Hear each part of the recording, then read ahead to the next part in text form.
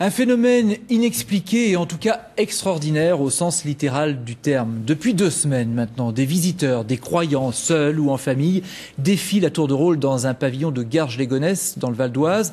L'objet de la curiosité, un tableau religieux qui transpire, qui perle. Laurence Naon et Isabelle Audin ont voulu comprendre cet engouement.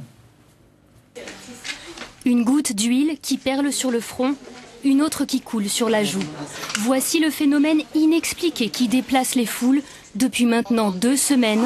Un événement hors du commun pour cette famille grecque orthodoxe, très pieuse. C'est un grand message pour nous. Je trouve pas les mots, c'est surtout une bénédiction. Qu'il faut suivre le Christ, suivre Dieu, croire en Dieu, il est parmi nous. La rumeur a enflé et le bouche à oreille fonctionnait.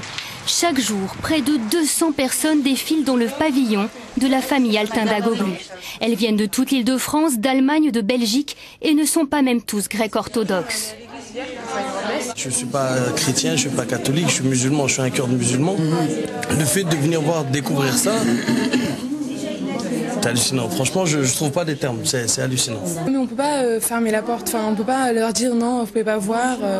En fait, si on a eu ce message, on est obligé de le partager. On ne peut pas le laisser rien que pour nous. L'icône est un cadeau d'un prêtre ami de la famille.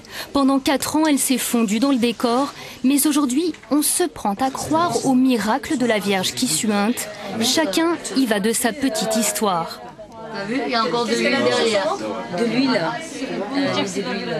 Après, elle est tombée enceinte en fait. C'est quoi ça? J'ai une tante par exemple, elle était en Allemagne, elle avait une maladie, je sais pas que c'est quoi. Elle est venue exprès pour ça. Elle a pris de l'huile et je vous assure, là il n'y a rien à dire. Elle est super. Supercherie ou véritable miracle, bien difficile de trancher. Il s'avère en tout cas que lorsqu'on décroche l'icône du mur, elle ne coule plus.